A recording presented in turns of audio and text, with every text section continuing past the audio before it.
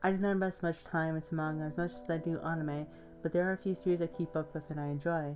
With the release of Koen no Katachi in Japanese theaters today, I'd like to share a few of my top 5 favorite manga. Since it coincides with Koen no Katachi, you can definitely expect it to be on my list. Originally, I was going to make this list into a top 10, but there's as much content to go by for the series in the bottom half. Only one series is complete so far, and is at my number 6 position. The series is Sakura Saku Shokogun by Renji Hoshi. Sakura Saku Shokogun is about two childhood friends reuniting in high school, where one is a studious male with aspirations of being a doctor and a rough female delinquent. It tackles the topic of unrequited love very well, and the cast of characters each have their own strong points. Sadly, the publishers at Shonen Rival canceled the series only after 19 chapters, but it did have a pleasant resolution. With that out of the way, let us begin this list with number 5, Kami-sama ga Uso wo Tsuku, otherwise known as God Tells Lies, by Kaori Ozaki. I originally found the series in August of 2013, soon after the series posted the final chapter. Immediately after reading the series, I ordered the volume on CD Japan and added it to my collection. It is written as a short story, intended to be one volume long containing 5 chapters, and Kaori Ozaki packs plenty of emotion development in the short series. Kami-sama ga Uso wo Tsuku follows Natsuru, a once popular soccer player whose classmates recently ignored because he did not accept the feelings of a girl who confessed to him. One day before summer break, the tallest girl in his class, Rio, approaches him though entwining the dark secret of hers over summer vacation. If I were to express this series simply, it would be change and growing up. The series takes place while the characters are beginning to experience puberty and they have to make many changes in their lives. Both Natsuru and Rio are in the 6th grade and are beginning to transition into middle school. Natsuru struggles with his soccer coach becoming ill and he has to adjust to the new coach, where Rio starts to become the head of household and starts taking care of chores by herself. Both characters experience feelings of independence and taking action to protect themselves. Whether that may be the right course of action is up to them. However, Natsuru and Rio also experience intimacy with each other by sharing each other's secrets and feelings with one another to develop a strong bond. I have to praise Ozaki-sensei for amazing work on the series. It is currently released and available for purchase stateside by 7 Seas Entertainment. Up next at number 4 is in a series of rather a mangaka. Iwasaki Masakazu is the creator of Chemical Deluxe, Ashitana Kyoko-san, and Please Stop Miyamoto-san. Iwasaki-sensei's works revolve around comedy of quick gags to make you burst out laughing. I have to say that he knows how to write a comedy manga, because some manga do not deliver jokes the right way.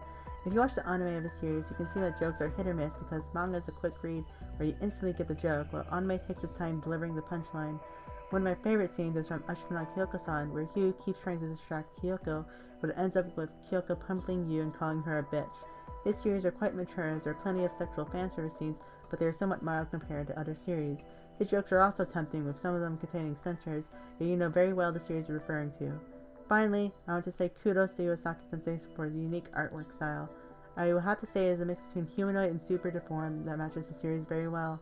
Currently, the series are not licensed, but you can be like me and import it from CD Japan. Of course, the number 3 is the series that started this video, Koen no Katachi, or Silent Voice, by Yoima Yoshitoki. I discovered this series after reading Kami-sama ga Uso wo Tsuku, as it was a recommended series after completing it, but only the one shot and first chapter was scanlated. However, I kept waiting for the scanlation group to catch up, and I regularly checked, and I'm glad that I did. The series is my most favorite drama I got the chance to read, and I love every bit of it. The story follows Shoya Ishida, who reunites with Shoko Nishimiya in high school on his last day on Earth to apologize to her, and we get the backstory on how he bullied her. After his meeting with Nishimiya, he continues living and thus begins a blossoming relationship. Something I enjoy about Koen no Katachi is that it kept me invested and made me look forward to each chapter. Only other manga that did this for me are the top 2 places on this list. Oeyama-sensei does a splendid job of creating characters, I believe, and how their relationships develop. I feel the relationship between Shoya and Shoko is genuine, each with their own problems they try to overcome with the support of each other. Sadly, I feel the other characters do not develop as well, but you can tell the primary focus for the couple. Her artwork is fantastic, and the direction of the manga is superb. There are ounces of symbolism spread throughout, and I cannot highly recommend the series any further without saying to go buy it.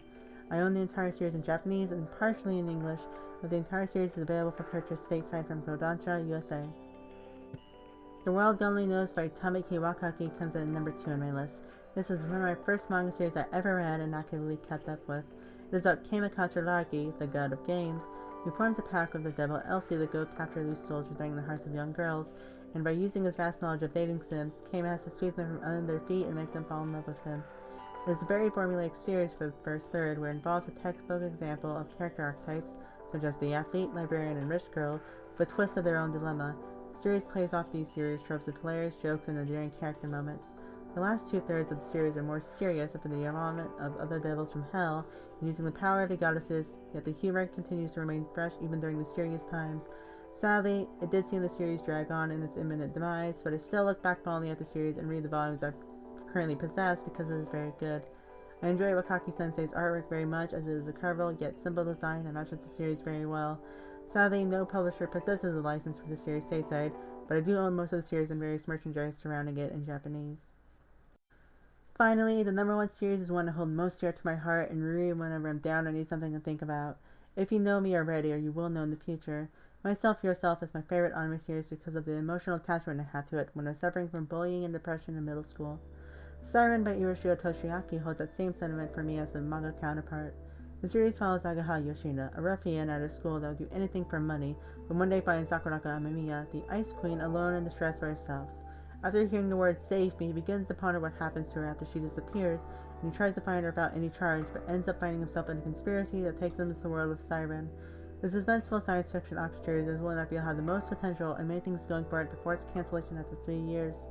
There are a plethora of unique characters who can stand on their own, each accompanied by special abilities and colorful personalities in the grim setting they are in. I particularly like the protagonist, Agaha, as it reminds me a bit of Yusuke from Yu Yu Hakusho, but Agaha's development is something he and other characters question because he is lost in this world and raises issues of morality with every death and action that occurs. I have to praise Agaha and Sakurako's relationship as well, because this is something I do not see happen often in shonen manga unless it is romance. Iroshio Sensei takes his time to develop the relationship during their training or downtime from the more explosive moments of the series. There are plenty of twists and turns with many action-packed battles that possess excellent fighting direction. I love Iroshio Sensei's artwork very much as it is simple but edgy. People often compare it to Tite Kubo's artwork of Bleach fame. However, if I had to say anything bad about the series, it is the rushed ending. The artwork can be terrible at times, particularly with the feet and hands of characters, and the action scenes are quick to finish with only a chapter or two long. While the latter can be a plus to focus more on the story, since it is an action series with amazing fight scenes, an elongation could have increased the quality of the series further. I have nothing but praise to Siren since I love it and helped me get me through my depression and gender dysphoria. I own most of the manga in Japanese, and I'm a little over halfway complete with the English manga release, which is available for purchase from Viz Media. Hi everyone, Grace here. I want to say thank you very much for watching this video. Remember to like it and share it with your friends. Please leave a comment down below to share what your top 5 or even top 10 favorite manga are. I would love to hear it, and I look forward to seeing what you all have to say. Thank you once again.